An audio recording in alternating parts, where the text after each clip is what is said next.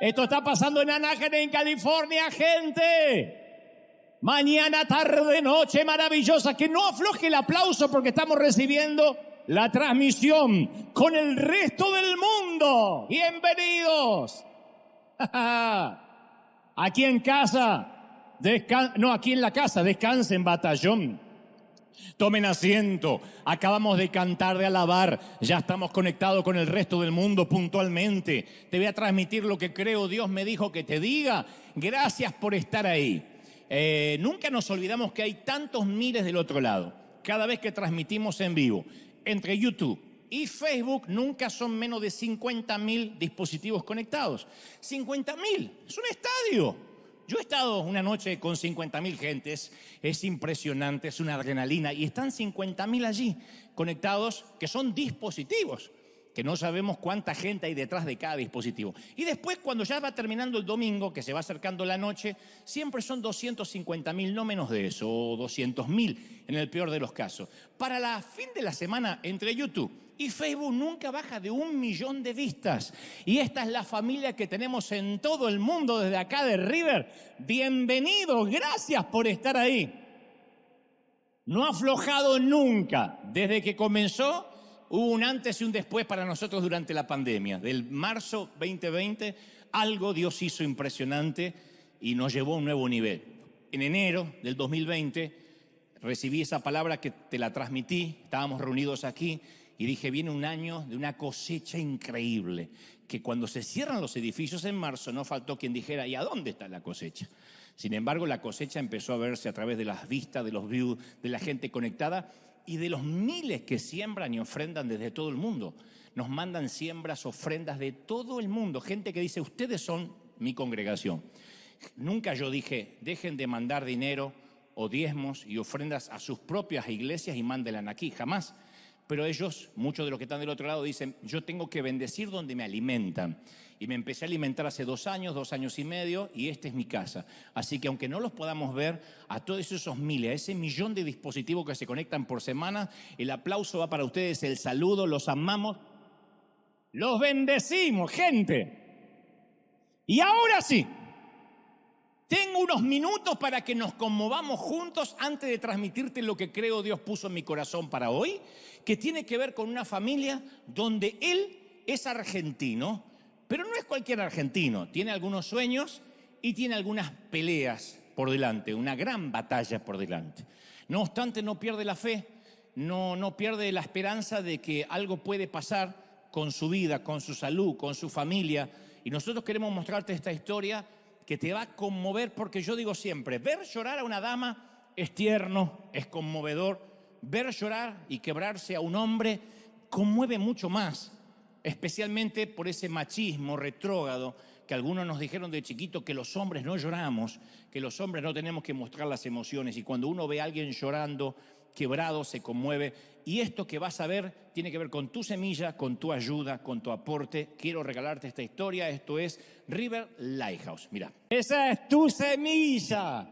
Esa es tu semilla, tu siembra. Así que queríamos siempre contarte de estas historias. Tenemos de 2 a 3 por semana y no damos abasto de ponerlas al aire y de contarlas y mostrártelas, pero son algunas de las cositas, porque unos creen que esta es lo único, ¿no? Hay historias e historias e historias de todo lo que se realiza durante la semana, pero esto es iglesia, es maravilloso, y una imagen vale más que 1000 palabras. Así que gracias por sembrar, gracias por estar, y a toda la gente del resto del mundo.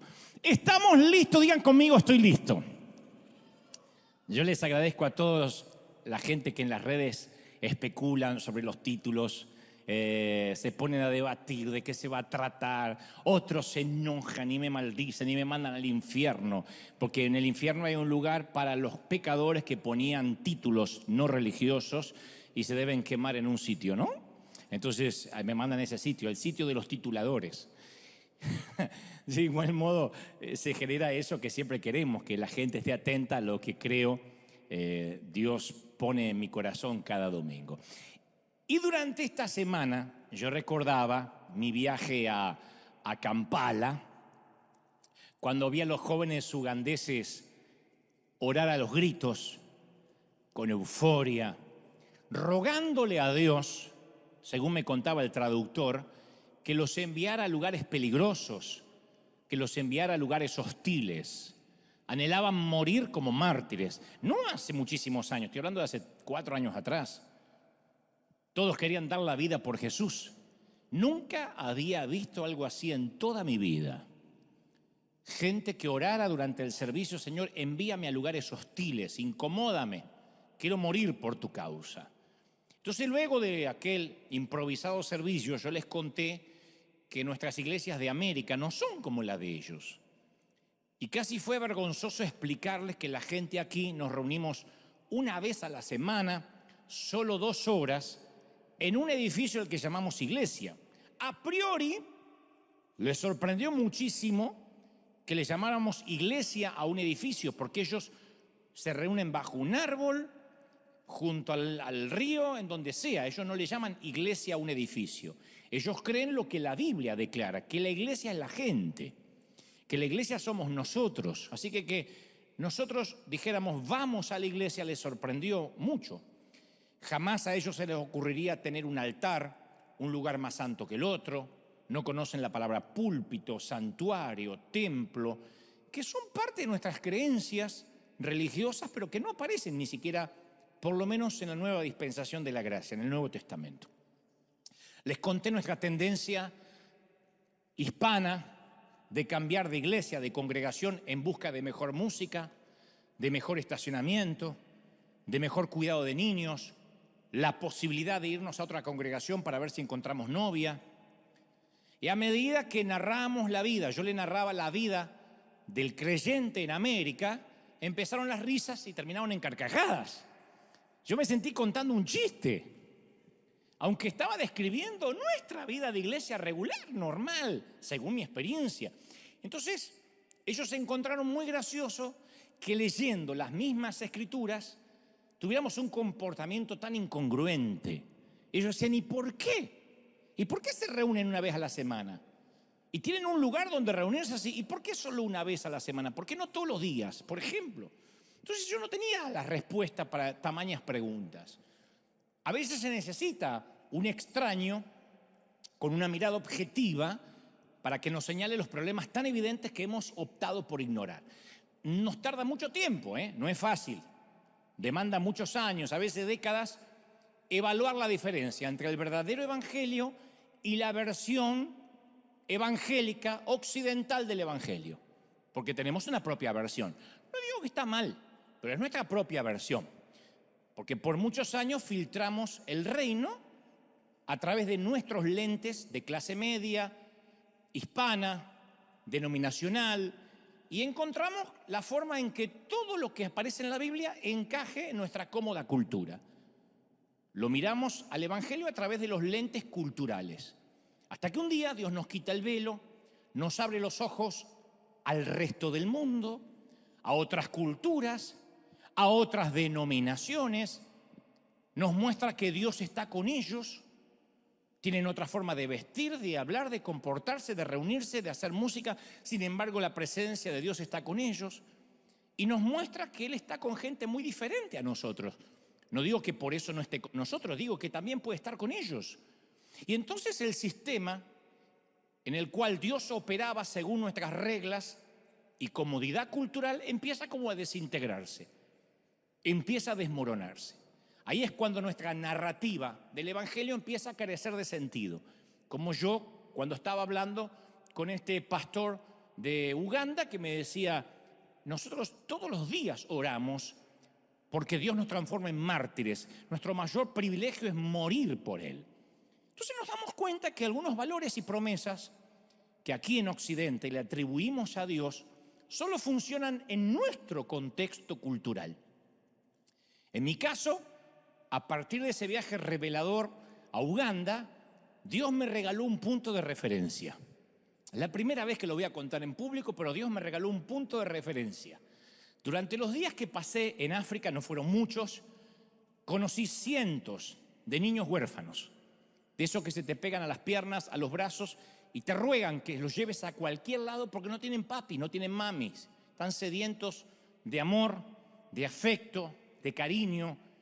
Y entre ellos conocí a quien ese entonces era una niña de cabello crespo con rizos naturales llamada Naomi Shakira. Naomi Shakira. Me sorprendió mucho y de hecho se me pegó el nombre por la particularidad. Naomi tiene su origen africano, Shakira su origen árabe. Y como ese segundo nombre es árabe, yo presumo que quizás fue en honor a la famosa intérprete colombiana, Naomi Shakira. Y Naomi Shakira era huérfana, dormía todas las noches a la vera del río Catonga, sufría de desnutrición crónica, neumonía, tenía malaria, había heredado el HIV y lo más predecible, el futuro que le espera a Naomi Shakira es, como le sucede a la mayoría de esas niñas desprotegidas, que algún desconocido a los 13 o 14 años la viole, y a toda la tragedia que ya tiene en su vida se le sume que siendo una niñita tenga que hacerse cargo de un bebé o dos. Y cuando me fui le prometí a Shakira, como a tantos otros niños que estaban allí, que haría lo posible para darles una mejor calidad de vida, aunque no pudiera hacerlo, nadie puede con todo el continente africano, pero por lo menos a donde nos competía a nosotros, que son nuestros orfanatos, nuestros 300 chiquitos. Les prometí que no los iba a olvidar, le dije a Shakira que no la iba a olvidar. Ella no se me despegó ni uno de aquellos días. Y desde ese entonces ella se transformó en mi punto de referencia teológico. Lo uso para cualquier pregunta teológica difícil o que no sé qué responder.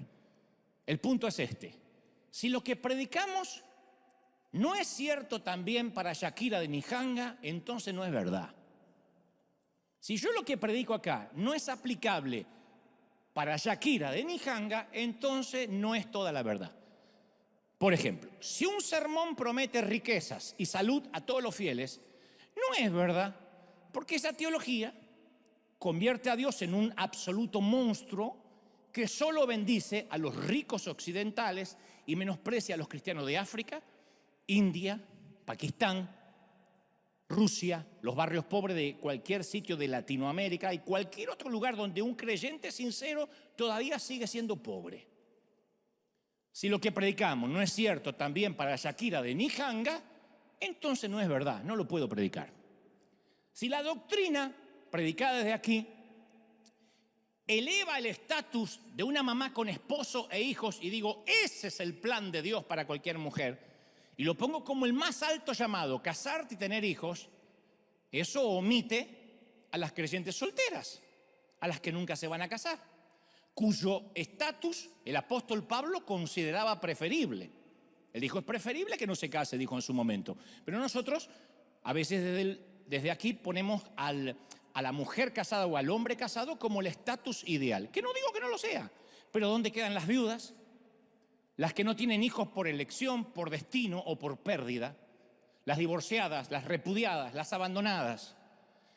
Si estas personas pasan a ser ciudadanas de segunda clase en el reino por no estar casadas, por estar embarazadas de solteras, entonces Dios excluye de su reino a millones de personas de la obra del Evangelio.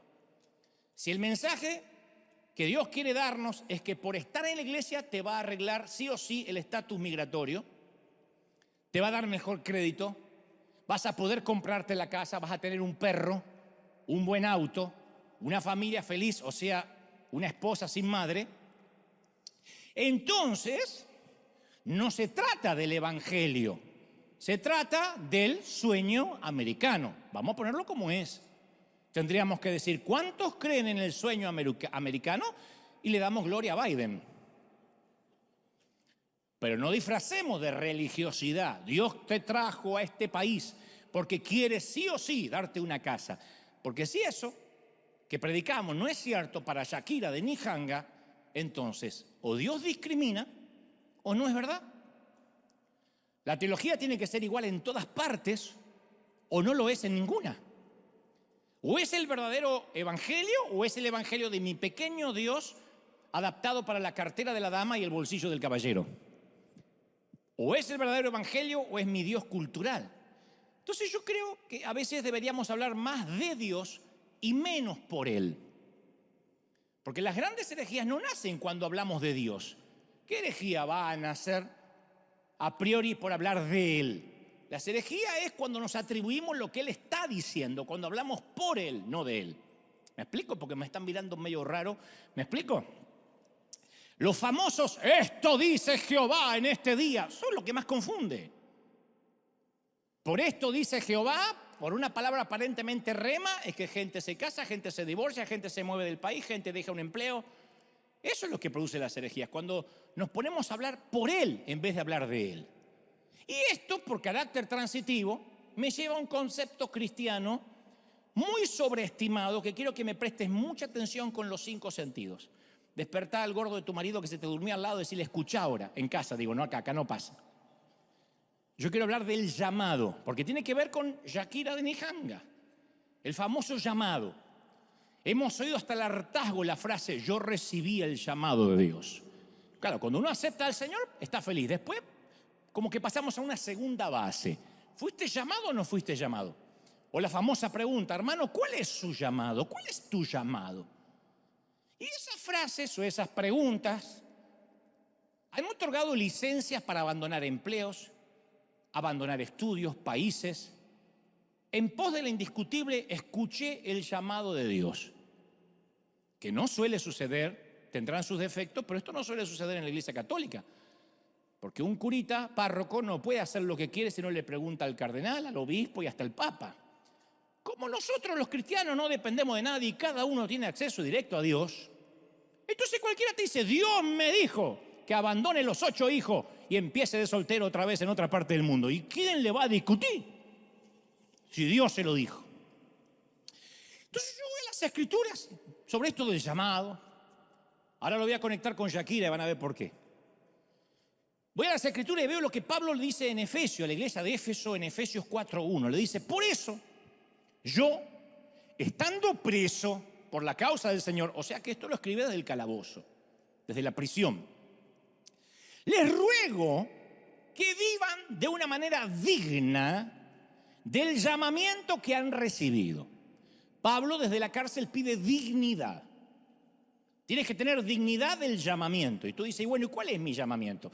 Bueno, uno escarba un poquito más, busca, llega otra carta de Pablo a la iglesia de Tesalónica, segunda de Tesalonicenses 1:11, y agrega, por eso, amados, oramos constantemente por ustedes para que nuestro Dios los considere dignos, otra vez la dignidad, dignos del llamamiento que les ha hecho y por su poder perfeccione ese llamado. Y ahora va a explicar de qué se trata el llamado. Dice, para toda disposición del bien y toda obra que realicen por fe.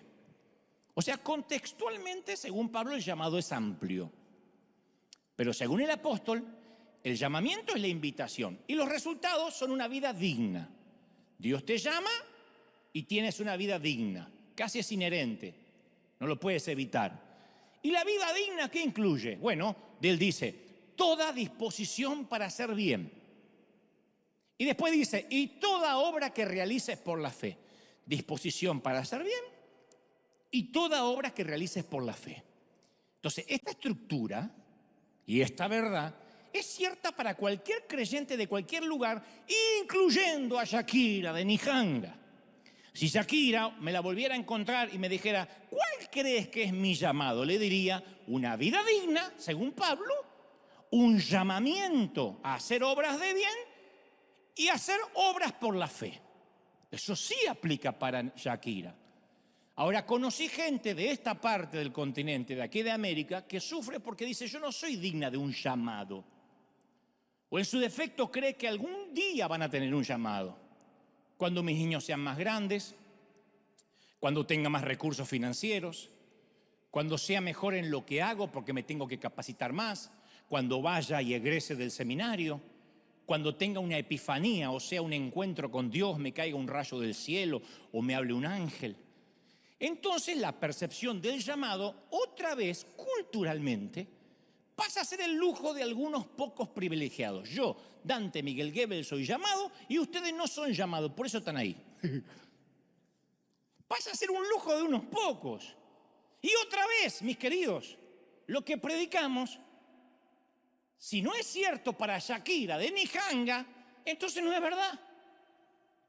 Un propósito de vida. Un llamado no necesita ser autentificado con un salario. Bueno, me pagan por servir a Dios, ahora tengo el llamado. Una audiencia, tengo miles oyéndome, tengo el llamado. Un título, me dijeron que soy pastor o cantante, tengo el llamado. No. Dios le dijo a Abraham en Génesis 12:2, yo haré de ti una nación grande, te bendeciré y engrandeceré. ¿Se acuerdan qué? ¿Engrandeceré qué? Tu nombre.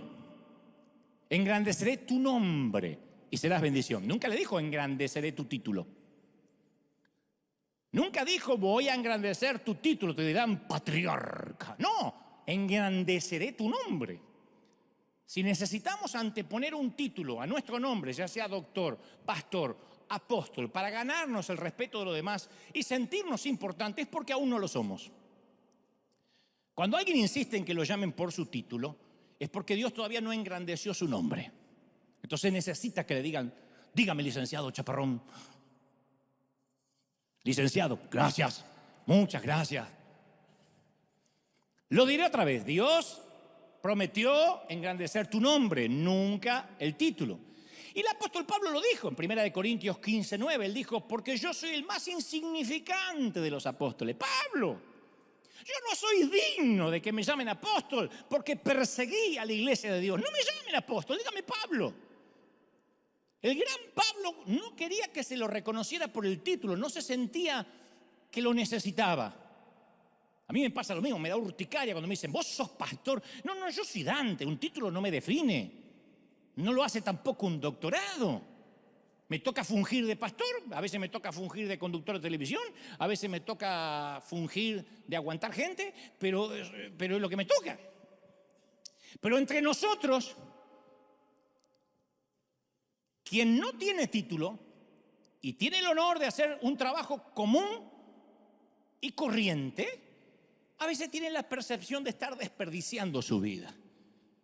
Y decir, yo tengo una vida secular. Yo he escuchado esa frase, mi trabajo es secular.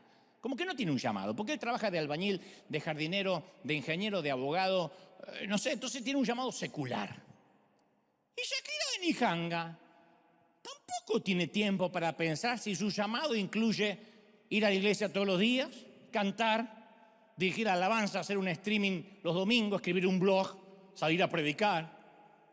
Si yo supiera qué está haciendo Shakira, lo más probable es que estés trabajando duro, porque no le queda otro remedio, no va a intentar discernir su llamamiento, nunca va a estar criando sus bebés, trabajando para sobrevivir, haciendo lo mejor que puede con lo poco que le tocó. Y tal vez su propósito en toda su vida sea nunca salir de los muros de su hogar. Muros, por decirlo de una manera fina, porque viven bajo láminas, en el mejor de los casos. Entonces probablemente nunca formará Shakira parte de ningún liderazgo. No obstante, es digna, según Pablo, del llamado que recibió. Y ustedes dicen, ¿y qué llamado recibió Shakira de Nijanga? Bueno, según Pablo, una vida digna que implica obras de bien, amar a la gente. Para que nuestro Dios, dijo Pablo, los considere dignos del llamamiento que les hizo, no que te va a venir, no que va a venir dentro de unos meses, que ya te hizo, y por su poder perfeccione toda disposición del bien. Esto me gustaría que lo repitas, del bien, di conmigo, del bien, hacer el bien. Y toda obra que realicen por la fe. Te lo voy a poner así. En el pasado, nuestras abuelas y nuestras madres sudaban la gota gorda para llevar el hogar adelante. Excepto los que me miran raro porque se criaron en el Palacio de Buckingham o en Suiza, la mayoría tenemos madres, o tuvimos madres, o abuelas, o bisabuelas, que llevaban adelante el hogar como podían. Ninguna de ellas tenía ni secarropas, ni lavarropas, ni lugar para lavar los platos. Tenían que hacer todo a mano. Mi abuela tenía una tabla así que estaba todo el día poniendo la ropa y le decía, abuela, hay una lavadora. Te decía, no, cosas endemoniadas, no, a mí déjame con las cosas de antes. Nunca mi abuela ni mi madre tuvo una carrera glamorosa, estimulante, que transformara el mundo. No creo que nuestras abuelas o madres se levantaran por la mañana y dirían, voy a forjar un hogar asombroso, a la vez que cuidaban mucho de sí misma y de su estética. No daban consejo por las redes, no criaban hijos saludables mientras mantenían encendido el fuego matrimonial, mientras discernían su llamado. No hay nadie que lo haga. Quiero que entiendas bien esto, nadie lo está haciendo. Las personas que muestran eso en sus redes solo exhiben las mejores partes de su historia. El problema es que con las redes sociales, y lo he dicho muchas veces, con sus mensajes y los miles de filtros que hay que hacen parecer una veterana de 72, de 24, cuidadosamente escogida la foto, es que vemos a mujeres profesionales. Yo sé que algunas, esto le hablo a las mujeres particularmente, ven por las redes a mujeres profesionales que lo hacen todo estupendamente, madres con oficio que lo hacen fenomenal, madres cocineras que lo hacen a la perfección, líderes cristianas que se trasladan en carros de fuego porque no usan Uber, ellas andan en carro de fuego. Yo veo esos libros, a veces, Empodérate, mujer, y sale ella. Y nos muestran esas gringas, las casas impecables, pasteles caseros, fiestas temáticas de cumpleaños, sus series de estudios bíblicos, sus ejercicios de abdominales y fortalecimiento de glúteos. 10 consejos para que tengas un matrimonio feliz, con 3 niños rubios salidos de un comercial de cereal y sus locas ideas para una noche divertida. Y además, esas cristianas rubias perfectas que se ven en las redes tienen el llamado claro. Todos los días toman 5 litros de agua, se levanta a la mañana y dice, toma tus 5 litros de agua, mujer, cuida el templo. No deben hacer pis, hacen maremotos esas mujeres. Yo tomo 2 vasos de agua y corro al baño, yo no sé cómo hacen. Bueno, no tienen próstata, eso es. Y en tu caso, cuando al final del día te miras al espejo sin maquillaje, desgreñada, sin ganas ya de bañarte, porque no tiene sentido ya bañarse este año. Te dice, ¿qué estoy haciendo mal? ¿Cuál es mi llamado? Y la ves a ella en las redes, la súper organizada, que además de tener un llamado a las naciones, te recomienda cómo exfoliarte la piel con un gel de placenta de foca que te va a dejar espléndida como ella. Y la mujer con llamado es esa mamá del colegio de tus hijos que siempre quisiste ser y nunca vas a ser. Son esas que están perfectamente maquilladas a las 6 de la mañana. Tú no quieres ni bajarte del auto porque te da vergüenza cómo estás. Y ellas llegan a la mañana como para la entrega de los Grammys. ¡Matías! Y digo, ¡oh! Andan enjolladas. La Kardashian es una monja de clausura al lado de ella. Y lleva a sus 3 nenes rubios a danza, a judo, a pintura, a esperanto, a foniatra, al dentista, a soccer, a natación. Y además de prepararle su plato favorito a su amado esposo, que es otro gringo rubio salido de una película, le queda tiempo para hacer un TikTok, ir al gimnasio, publicar estados de Instagram con reflexiones bíblicas profundas. Son de esas que se comen una vaca entera y no engordan, son endemoniadamente flacas. Tampoco sudan, no se destiñen, no se le ven las raíces ni las canas, no tiene bigote, es increíble. Y a ti,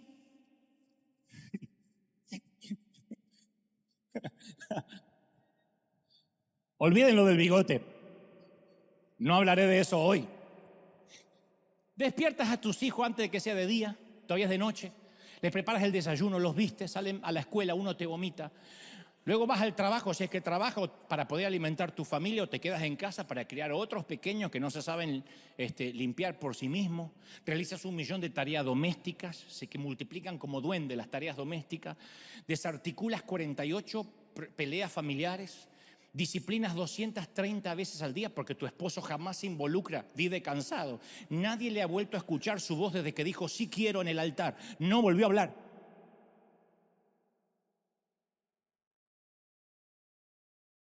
Es un holograma que se sienta ahí. Como si fuera poco. Estás pendiente de todos los plazos que hay que hacer para pagar. Haces las compras, limpias la casa, ayudas a tus hijos con las tareas de matemática, física y biología que ni te acuerdas de cuando tú estudiaste, porque tuviste que aprender para enseñarles, sirves la cena, supervisas la hora de acostarse, diriges el maratón del baño, los metes en la cama bajo amenazas, acabas la infinita recorrida y recogida de cachivaches y desparramadas por todas partes y cosas. Tu marido te dice que no encuentra el control remoto. Cuando sales del baño serpenteando así como una zombie, buscando la cama, tu esposo te espera con unos espantosos calzones y se quiere poner cariñoso.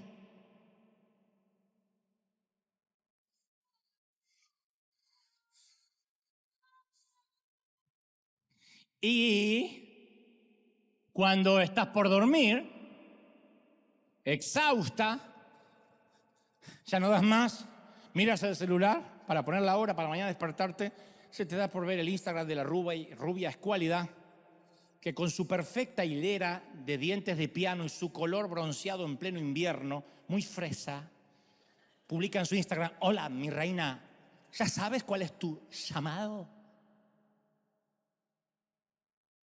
Que alguien le diga a esta rubia desgraciada que si lo que predicamos no es cierto para Shakira de Nijanga, entonces no es verdad. No es verdad, no funciona. No funciona. Y lo peor es la culpa que viene cuando sientes que no tienes un llamado más espiritual o una vida más devocional. Pasa con varones y con mujeres. Porque medimos nuestra actuación contra un evangelio adaptado a nuestra cultura hedonista. Y no damos nunca la talla. Nos pasamos la vida preguntándonos cuándo vamos a hacer algo trascendente para Dios.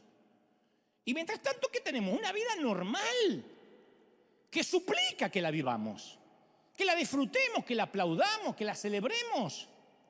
Entonces tenemos que encuadrar nuestra vida, como dijo el sabio Salomón, en etapas, en temporadas. Si tienes hijos menores de 5 años, no hay forma de irte a orar a la montaña, 40 días de ayuno, o cosas que harías si no tendrías hijos o si fueran mayores de 18. Por ahora te gobierna un diminuto ejército que tú misma creaste, tú mismo creaste. Y las cosas son así, por el momento, es una etapa. Si tienes niños en edad escolar, tu llamado es, o sientes como que fuera manejar un Uber. Tu vida semanal se divide en: llevo al nene a las 8, recuerdo que hoy sale a la 1, llevo al otro nene a las 8:30, tengo reunión de padres a las 2, llevo a los 2 a la tutoría a las 5, los recojo a las 6 y ahora que es de noche me olvidé que uno de mis hijos me está esperando en la puerta de la escuela desde las 3 de la tarde. Si es que te toca tener auto. ¿Qué exige de ti esta etapa? ¿Qué exige de mí? Entonces Dios es el único que puede ayudarnos a transitar las temporadas, estos campos minados de esta temporada, que a veces la maldecimos, la subestimamos. Uy, si no tuviera hijos podría servir al Señor. Tu principal llamado es crear hombres y mujeres fuertes con los niños que se te fueron asignados. Ese es tu llamado más importante. Dios no te va a mandar a las naciones si no preparas esos niños. Agradezco el llamado de mi mamá, que dentro de todas sus limitaciones, ella tenía la asignación de preparar un hombrecito que después iba a inspirar a multitudes. ¿Qué sabía mi mamá que yo me iba a dedicar? Pero ¿y si mi mamá hubiese querido decir: yo voy a las naciones? No. Aunque no se inventaron las redes, yo tengo que preparar consejitos para decirle a otras mujeres que se empoderen. Y si el empoderamiento de ella era criarme a mí, que vaya que lo fue, darme valores, convicciones, obligarme a leer con voracidad. Lea, está aburrido, lea. Y mejor que lea, porque en 2 horas le voy a tomar un resumen del libro. Y me hacía leer. Lea este que es maravilloso, yo lo leí. Después me enteré que la vieja era una timadora, ella no había leído casi nada.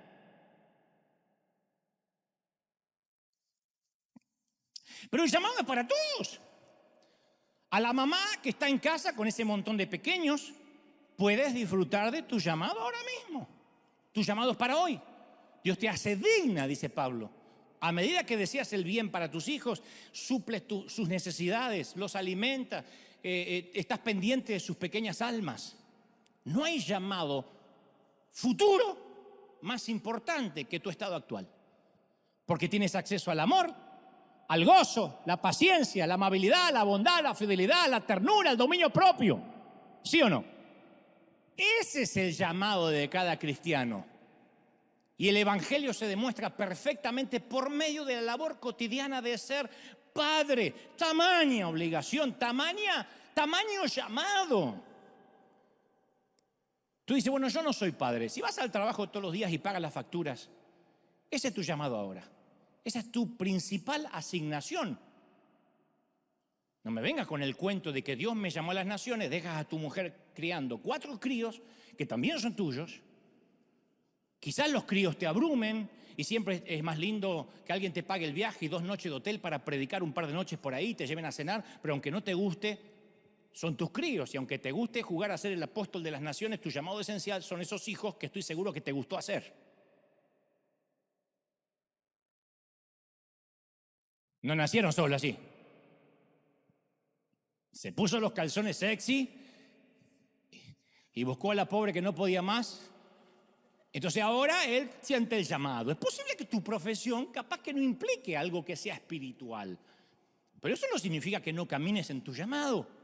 Tu forma de hablarle a tus compañeros es tu llamado, a tus empleados, tu manera de trabajar con diligencia, que llegas siempre temprano y vas marcando testimonio, ese es tu llamado. Cuidar el testimonio no es cuidar lo que ponemos en las redes. Cuidado, porque eso también es cultural. Yo pongo muchas fotos de mi familia y mis hijos en las redes para cuidar el testimonio. El testimonio se cuida solo. ¿El testimonio se tiene o no se tiene? No se lo cuidan las redes, no se alardean las redes. El testimonio no hay que cuidarlo. Si el testimonio es real, se ve en la puntualidad, en tu manera de ser. Entonces hay que salir a veces de esa olla a presión autoimpuesta del llamado y comenzar a considerar nuestros dones. Porque el llamado parece la descripción de un empleo. Yo tuve el llamado a servir. Pero los dones son exactamente como Dios nos diseñó. Y nuestros dones no son para usar dentro de un edificio. ¿Qué don están usando ahora, además de escuchar? Nuestros dones son para ser usados en la vida real. Si no fuese así, Shakira de Nijanga, entonces tampoco podría usarlo porque allá no hay edificios. Y si no sirve el evangelio para Shakira, tampoco sirve para nosotros, ¿no es verdad? Entonces, ¿tu don cuál es? La oración. Sí, pero acá no hay reunión de oración. Sí, pero puedes usarlo cualquier jueves en el silencio de las primeras horas de la mañana y orar por tu pastor, orar por la iglesia, orar por tus seres queridos, ahí en el closet, metida en el baño, tirada, orando. O Dios va a escuchar más porque estás acá. Dios no va a decir, bueno, tu oración es dentro del edificio, te voy a escuchar más. Tu don es de la enseñanza. Bueno, es parecido a una clase, pero también podría ser que enseñes a través de una comida, a través de un email, en tu propia casa. Tu capacidad especial es de alentar. Ese don, señores, se necesita en todas partes. En la puerta del colegio, el vecino, el que recoge la basura, el cartero, para cada persona. Es el don de alentar. Y ese llamado está en todas partes, es materia prima para usarlo en cualquier lugar. Esto sí tiene mucho sentido para nuestra Shakira de Nijanga. Tus dones tienen un lugar ahora mismo, en el trabajo que tienes, en esta etapa de la vida, en esta temporada, con las personas que te rodean. Dios no te va a dar algo más grande si no eres fiel en esas pequeñas cosas. Entonces el llamado no es algo grande, algo ampuloso, famoso. Rara vez es la forma en que Dios llama a alguien. El llamado verdadero aparece en silencio, en forma subversiva, casi invisible.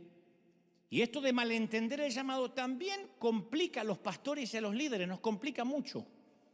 Porque por muchos años los líderes pensamos que también llamado es hacer todo para la gente dentro de un edificio.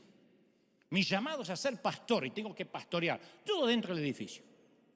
Y con toda seguridad esa no era la iglesia que Jesús pretendía, sino él hubiese dicho a los discípulos que en vez de ir a las naciones, vayan y se hagan agentes de bienes raíces para comprar templos. Compren sinagogas, pongamos sucursales. Jesús nunca tuvo en mente McDonald's. Y esto va construyendo nuestra mente una cultura consumista, donde la responsabilidad espiritual de la iglesia se transfiere a los pastores. Y esa es la receta para el desastre. Si ustedes vienen acá para que yo les pase mi unción o mi santidad o les diga 4 pasos para ser más espiritual, estamos todo perdidos. Cuando le decimos a la gente, vengan el domingo a adorar, el lunes al ensayo, el martes a la oración, el miércoles a la reunión de mujeres, el jueves a la reunión de caballeros, el viernes a la de los jóvenes y el sábado a la de los líderes, es frustrante, porque intencionalmente o no desarrollamos una cultura que el discipulado se mide por la asistencia. Si la gente siente que no viene, se le dice que no ama a la iglesia. O lo que es peor, que no tiene el llamado, por eso no viene. Y otra vez, si lo que predicamos no es cierto para Shakira de Nijanga, Entonces no es verdad, porque ella no puede darse el lujo de ir a ningún edificio porque tiene 2 bebés que criar. Y cuando la gente se empieza a quemar por las actividades y deja de asistir, los líderes por años llamamos a la gente. Pregunta el pastor, ¿qué pasa? Porque no te vimos el miércoles. No queremos que te enfríes. Y uno dice, me metí en la mafia y no me di cuenta.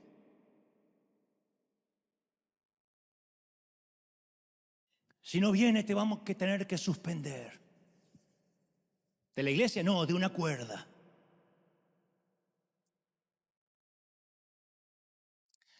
Y los pastores frustrados pensamos, esta gente es muy dura. A mí muchos pastores me han dicho, qué gente dura, programa un montón de actividades y no vienen. ¿Qué más quieren de mí? Y la gente de la iglesia piensa, ¿qué más quiere el pastor de nosotros? Nos pide que vayamos todos los días, yo tengo una vida. Y todo eso ocurre porque nunca entendimos el llamado. Pensamos que llamado a servir es llenar la agenda. Hay gente que se va de River porque dice, ahí yo no puedo servir, ahí yo no puedo fluir en mi llamado. Si tienes, yo te voy a decir así, mira, esto es algo que entendí que a mí me partió la cabeza.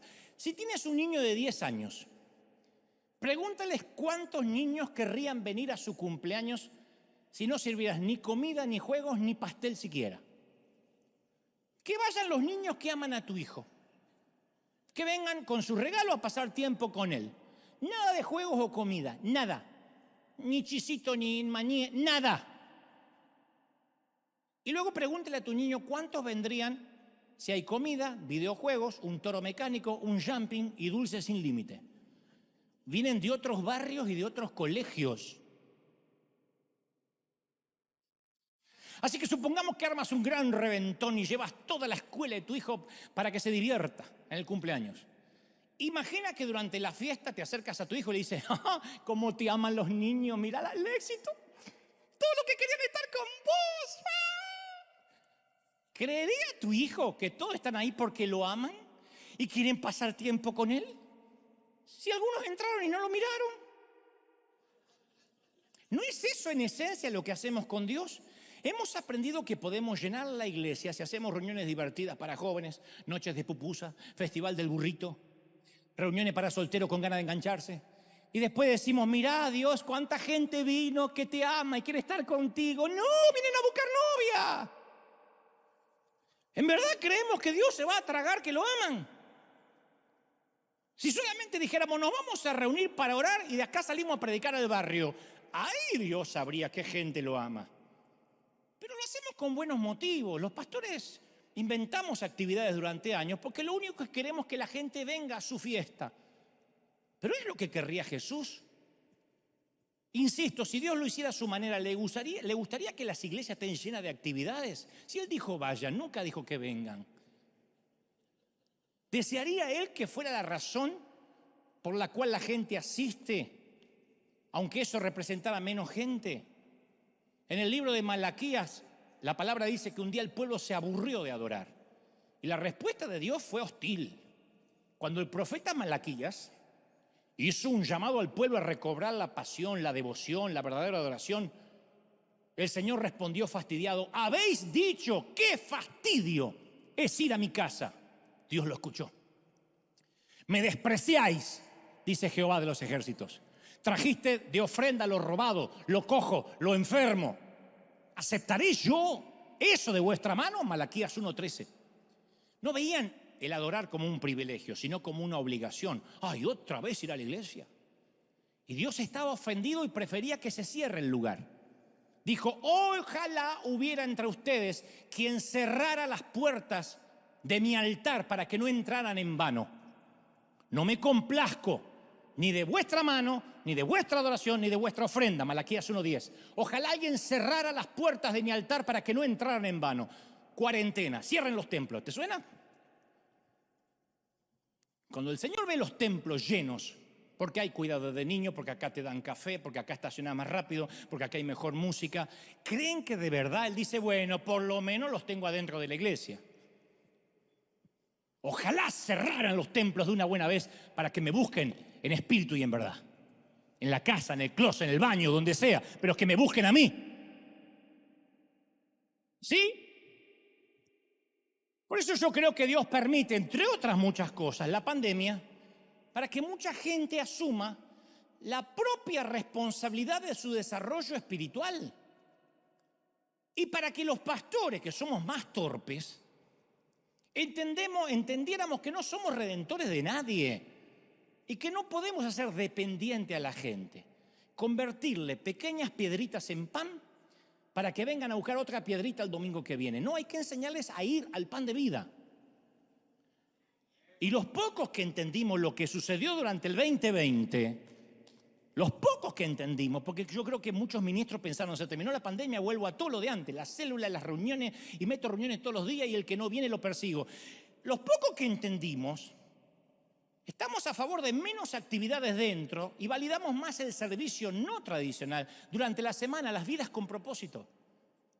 Aquí, quien quiere servir, no le damos un micrófono, ustedes lo saben, acá no desfila gente con el micrófono, ni mi familia, ni mis amigos, ni los pastores. Le damos el micrófono un ratito para que dé un anuncio para que no se ofenda. No sabemos, si se ofende, se ofende. Yo tengo síndrome de Asperger, me importa un cuerno. Lo enviamos a las calles. Por eso tienes que decidir cuando vienes a River si quieres servir o si quieres que te vean servir, que es distinto. Porque hay gente que no quiere servir, quiere que lo vean servir. Porque servir puede servir en un montón de cosas. Pero para eso los líderes tenemos que reconocer que somos humanos. Todos los que estamos aquí, me incluye más que nadie, nos preocupamos por las mismas cosas, de verdad. Todos los matrimonios enfrentan los mismos desafíos, los padres se sienten preocupados por sus hijos, todos nos enfrentamos a tentaciones abrumadoras, a todos nos han herido, a todos nos cuesta trabajo perdonar. No me viene a la mente ni un solo problema que sea exclusiva de las ovejas sin llamado. Este problema es tuyo porque no tienes llamado y eres oveja. Cuando deje de ser parte del ovejerío, no tendrás este problema. No, somos humanos y nos cuesta admitirlo. Nos asusta ser transparentes. Y yo entiendo, porque no todas las congregaciones son sólidas y seguras para tener un líder sincero. Algunas iglesias prefieren la ilusión de tener un superhéroe de Marvel predicando, porque apoyarse en la humanidad de un pastor es difícil y es incómodo. Siempre es mejor que el tipo salga acá y te diga, yo estuve 40 días orando antes de esta palabra. Y te hace sentir que bajó de un carro de fuego. Vos sos un miserable que está ahí, que en cualquier momento te va al infierno, pero a lo mejor te zafo. Mira, cuando yo era chico, cuando era nene, yo pensaba que mis padres lo sabían todo, porque eran padres. Yo no tenía claro cómo se había transferido esa información sobre todas las cosas, pero ellos sabían todo. Siempre me parecieron muy viejos y paternales y yo creía que estaban completamente seguros de nuestro mundo. ¿Cuáles eran sus vidas reales? Nunca supe. Nunca supe cómo mis padres fueron como matrimonio, como hijo. Yo siempre pensé que existieron para ser mis padres. Cuando me di cuenta que mis padres tenían entre 20 y 30 años cuando se casaron y nos criaron, me espanté. Eran unos nenes, no sabían un cuerno. No estaban seguros de nada. ¿Cómo lo sé? Porque tuve 20, tuve 30 y no sabía nada. Y yo sé lo que es estar cansado de ser padre y querer escapar a la casa de tu propio padre o mamá a llorar. Nuestros hijos no saben que somos personas de verdad. Algún día lo van a descubrir. Pero pienso que muchas personas de la iglesia se sienten así con respecto a sus pastores. Los perciben como expertos en todo, súper especiales. Están predicando porque se supone que son mejor que el resto. Sospechamos que están seguros de todo. Aparte, los pastores, ¿para qué existen? Para pastorearnos. No tienen vida, pastorean. Y así como los niños piensan que los padres no son personas humanas, suponemos que los pastores tampoco lo son. Son personas que están diseñadas para pastorear. Y todos, y esto se lo digo a los que miran del resto del mundo, somos terriblemente humanos. La mayoría estamos luchando, solitarios, abrumados, tristes. Combatimos los mismos pecados que ustedes, somos igual de susceptibles a las arenas movedizas de la vida. Podemos pifiarlas como maridos, como padres, como amigos, con mucha frecuencia lo hacemos. La mayoría vivimos con esa sensación crónica de no decepcionar a las personas, por eso prediqué, me gusta decepcionar, el domingo pasado. Ahora bien, es obvio que aceptamos un papel pastoral que viene con una gran responsabilidad. Le vamos a responder a Dios por el cuidado de las almas, por lo que predicamos cada domingo. El ser humano no nos exime del liderazgo humilde y diligente. A quien más se le dio, más se le pedirá. Pastorear no es un cargo que se deba aceptar a la ligera o es algo que decido hacer porque me despidieron del empleo y no sé qué hacer, así que me voy a dedicar a pastorear. Sin embargo, me pregunto, ¿por qué hay tanta expectativa depositada en simples y pequeños hombrecitos como este?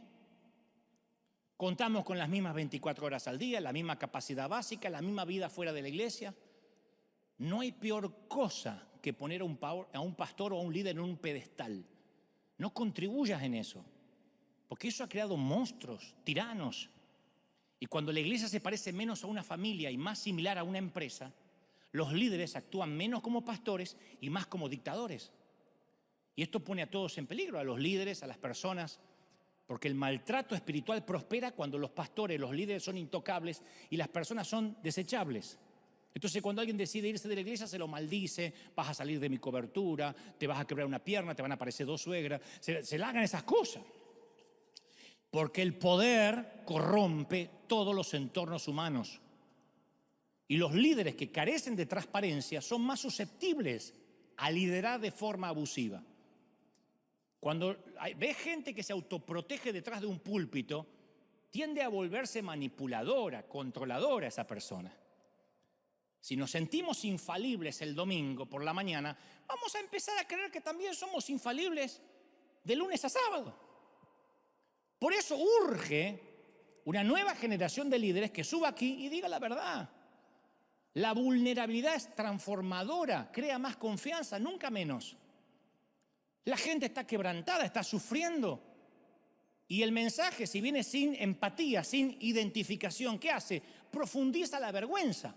Te sientas ahí y dices, yo soy el único que tengo problemas con mi matrimonio. Pero este, ungido de Dios, mira la familia perfecta. Tiene una esposa rubia, 3 nenes rubios salidos de un comercial de cereal, todos dientes perfectos y para Navidad se visten todos de rojito al lado del árbol. ¡Merry Christmas! Entonces te sientes una basura. O dice, yo no tengo cómo pagar las cuentas. Y fíjate, este tipo solo habla de riqueza, de millones. Qué alivio cuando un líder, cuando un pastor confiesa su humanidad. Y lo expresa Santiago. Santiago 5:13 dice, ¿están sufriendo? Ojalá hubiese dicho disimulen. Dijo, oren. ¿Se sienten bien? Canten. ¿Están enfermos? Llamen a los líderes de la iglesia, los ancianos que se reúnan a orar y les unjan con aceite en el nombre del Señor. La oración de fe los sanará, Jesús los levantará y si han pecado serán perdonados, sanados por dentro y por fuera. Conviertan esto en práctica común, confiesen sus pecados, dice Santiago, los unos a los otros. ¿Cuándo fue la última vez que confesaste un pecado? ¿Por qué decimos que la confesión le pertenece solo al catolicismo? Si acá dice, confiésense los pecados unos a los otros, oren unos por los otros para que puedan vivir y sean sanados. Entonces digamos la verdad como estamos, aunque nuestro nombre esté en los carteles. Y este es el plan. Si estás sufriendo, dilo. Si estás enfermo, comunícalo. No es menos fe, me enfermé. Si estás pecando, busca el perdón. Esta santa práctica crea comunidades sinceras, saludables.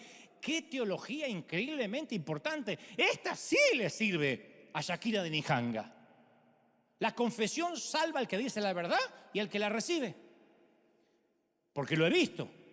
Doy un sermón emocionante y la gente se conmueve, pero predico un sermón vulnerable y la gente es libre. Dice, uy, mira, este tipo vive lo mismo que yo, o peor. Entonces tenemos que evaluar la cultura de nuestra iglesia y decidir si estamos haciendo discípulos o consumidores. ¿Y qué herramienta podemos usar? La verdad, la confesión, la humildad, la oración. No son glamorosas, pero salvan, sanan. La iglesia primitiva implicaba grandes comunidades o pequeñas, pero eran orgánicas. Se reunían en derredor de las mesas, vidas sencillas, amaban a Dios. Todos tenían un trabajo secular. Se congregaban para la enseñanza, para comer, para estar juntos. Era tan básico y simple. Arrimaban todos el hombro. No era lujosa la iglesia primitiva, no era entretenida, no era complicada, pero llevaba el evangelio a todo el mundo. Entonces la pregunta esta mañana o esta tarde o noche, no sé a qué horario me estás viendo, y si liberaras a tu pastor, no solo aquí, sino ahí, en donde sea que te congregues, si liberaras a tu pastor para que sea un hombre común y corriente, no puede ser, mi pastor me falló. ¿Quién te vendió que los pastores no te fallan? Y los que se hacen los súper espirituales y dicen, no puedo hablar por la unción y me agarró la chiripior, que no sé por qué digo esto, son timadores. Yo también puedo hacer eso. Y tú dices, ay, que hay unas cuantas viejas hermanas que digan, ay, qué ungido que está, qué autoridad, cómo transpiraba. Si lo liberaras, es un tipo común. Si liberaras a tu iglesia para que fuera una simple familia, ¿qué hay en la familia? Problemas. ¿Por qué buscar una iglesia perfecta si las familias generalmente tienen gente defectuosa? Nos tienen a nosotros, imagínate. Si liberaras tu propia vida para dedicarla a amar a Dios, bajo líderes humildes, integrados con gente común que ama a Dios, la iglesia puede ser la familia que Jesús soñaba. Y tenemos todas las herramientas para el llamado. Todos tenemos una Biblia, todos tenemos un prójimo, nuestra oración, todos tenemos al Espíritu Santo. Entonces las herramientas del reino ya son tuyas. Una mente inteligente, una mesa para cocinar, manos aptas, la capacidad de estudiar, de aprender, un corazón lleno de Jesús, personas a las cuales amar. El reino de Dios es simple. Nosotros complicamos demasiado el camino de Jesús. Ama a Dios, ama a las personas.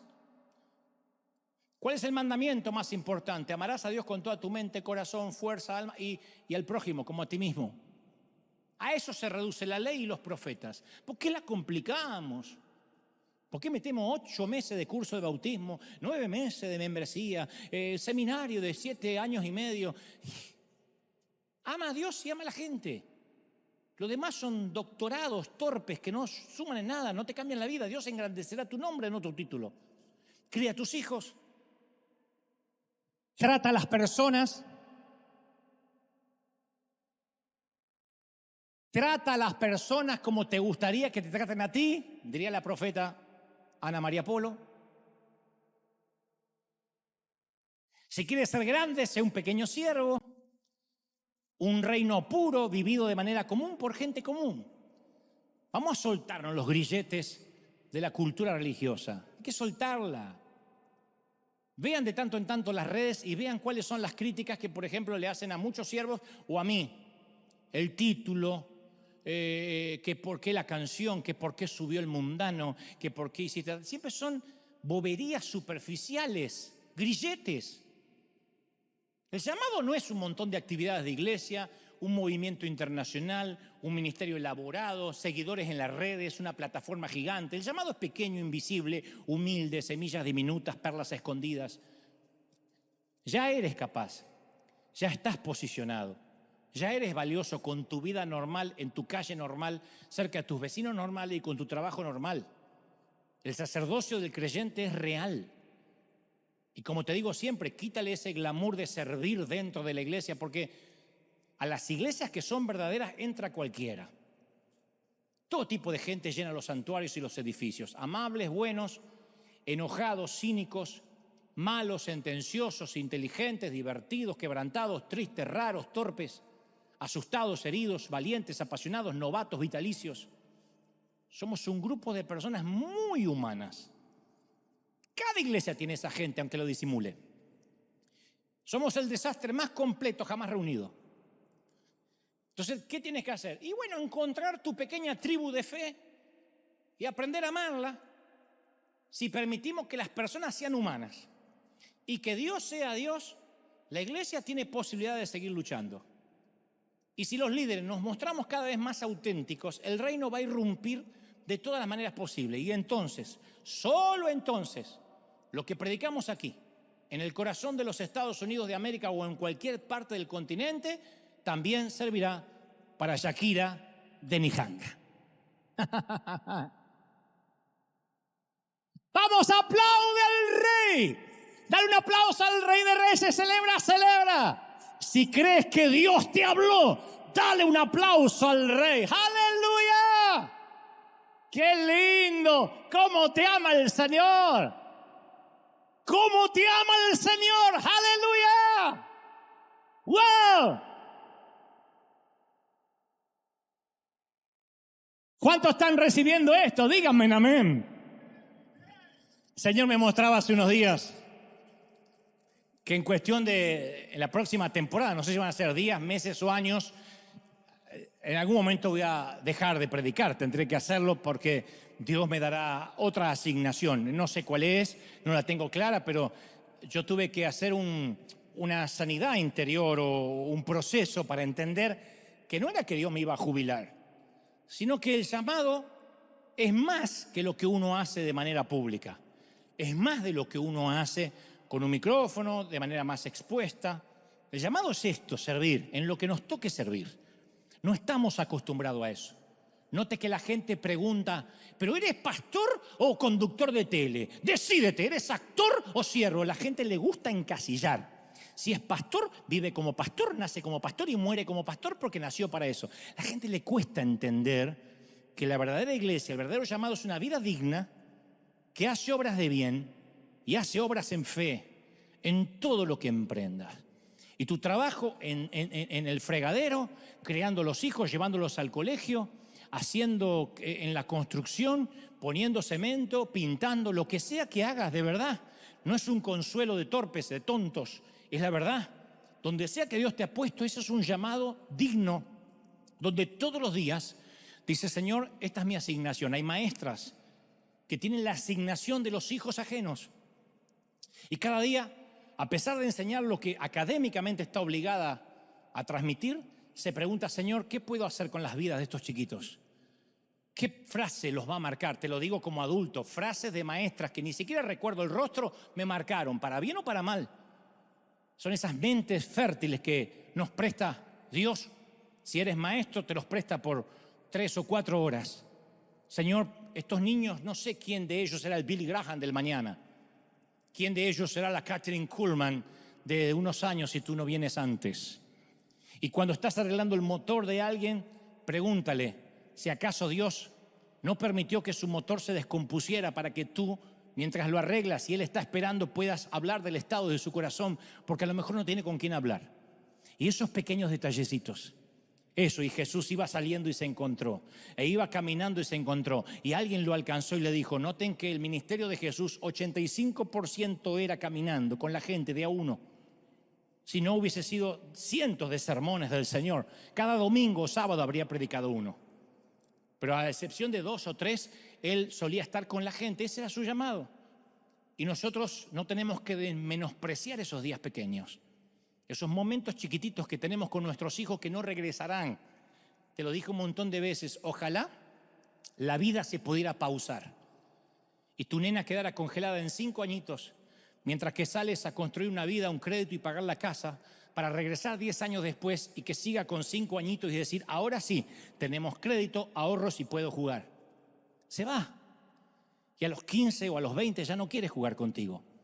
Y ese cabello que hoy ayudas a secar estará desparramado sobre la almohada de alguien más. Primero bajo un velo, el día de la boda, y después algún desgraciado va a oler esos cabellos y te la habrás perdido. Los momentos se nos escurren porque pensamos que son seculares, que ahí no está Dios. Y Dios está allí, en el baño de espuma, a la hora de acostarse, cuando antes de dormirse, en vez de tenerlos hasta último momento conectados al celular o a Netflix o a cualquier dispositivo, los reúnes unos minutos y dice, aquí se lee la Biblia antes de dormir. Un versículo aunque sea, y un pequeño devocional. Los va a marcar de por vida. Porque cuando las cosas se pongan feas allá afuera, cuando tengan 30, 40 años, no se van a acordar de la maratón de Netflix. No se van a acordar si tenían o no el último celular. Lo sé porque fui niño y soy grande. No se van a acordar si los llevaste a Disney o no. Se van a acordar si pasaste tiempo de calidad con ellos, si fuiste un ministro de ellos, si fuiste sacerdote del hogar, si tenías el llamado de criarlos. Porque no hay peor decepción para un hijo de ver que su padre es pastor y le importa un cuerno a la familia, o ver que su madre es una apóstola de las naciones y no es digna de prepararles el cereal a la hora de irse al colegio. Entonces, Dios nos dio una asignación ahora, pronto, ya. Somos lo que somos porque Dios nos puso allí y no por error. No esperamos el llamado, ya lo tenemos. ¿Cuántos reciben esta palabra? Díganme amén. Celebra, dale un aplauso si crees que Dios te ama. Si crees que Dios te habló, bendito sea el Señor. Vamos, celebra al Rey. El Rey está en casa hoy. Aleluya. Vamos a orar todos. Repite conmigo: Señor Jesús, entra en mi corazón, perdona mis pecados. Fuerte, anota mi nombre en el libro de la vida.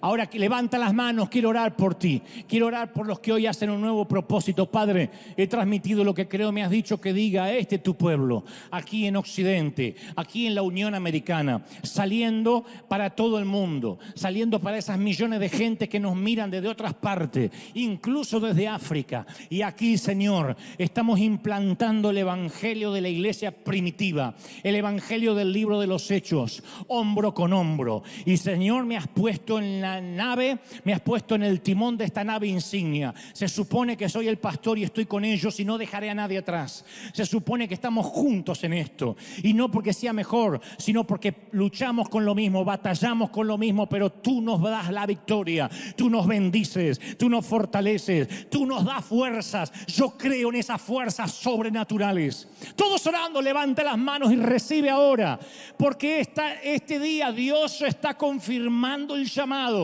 Dice el Señor: yo confirmo el llamado. Yo he puesto sobre ti un llamado. Mira a tu alrededor, mira lo que te entregué, mira a los pequeños que duermen bajo tu techo, mira a tu madre, a tu padre. Ellos son también tu llamado. Hónralos y yo te honraré en las naciones, dice el Señor. Hónralo aunque no se lo merezcan, hónralos aunque no hayan sido los padres que soñaste tener, y yo te voy a dar la honra de las naciones. Dice el Señor: la bendición de Abraham viene sobre ti, engrandeceré tu nombre, te daré favor para conmigo y para con los hombres. ¿Sabes lo que es eso? Te va a dar favor para tu clientela, favor para tus jefes, favor para tus compañeros de trabajo. Tu nombre será engrandecido. Y no importa el título, Dios dice: el llamado te sostendrá, el llamado te mantendrá. Y aquí yo te bendigo, dice el Señor. Declaro bendición, declaro prosperidad. Vamos, levanta las manos y bebe. Bebe esta gloria, esta unción. Dios ha hablado hoy. Yo bendigo a las miles de Shakiras en Nihanga, se llamen como se llamen. Y bendigo a los niños de Pakistán y de la India y de los países más pobres y tercermundistas, para que la teología sea igual, para que no sea el sueño americano lo que nos confunda, mi querido. Quizá nunca tengas una casa propia, pero es un detalle menor. Quizá tú nunca seas rico ni millonario, o nunca termines de pagar las deudas. No es lo relevante. Lo relevante, dice Dios: yo te he puesto para que tengas tesoros en los cielos, donde allí yo tengo tu tesoro, y donde está tu tesoro está tu corazón. Yo creo, yo declaro, yo confieso que eso viene sobre la congregación y sobre las iglesias de todo el mundo. Padre, gracias por este tiempo. He transmitido lo que creo me has dicho que diga. Soy libre, Señor, de esta palabra, sea la que forme fruto, la que quede grabada en los corazones, atadas a su cuello. Soy libre de esta palabra y dejo mi responsabilidad en cada quien. Lo creo, lo declaro en el nombre del Señor. Amén, amén y amén. ¿Te ama el Señor? ¿Cómo te ama el Señor? Dios te bendiga, Dios te guarde, firme como talón de oso. Chau, dale ese aplauso al Rey.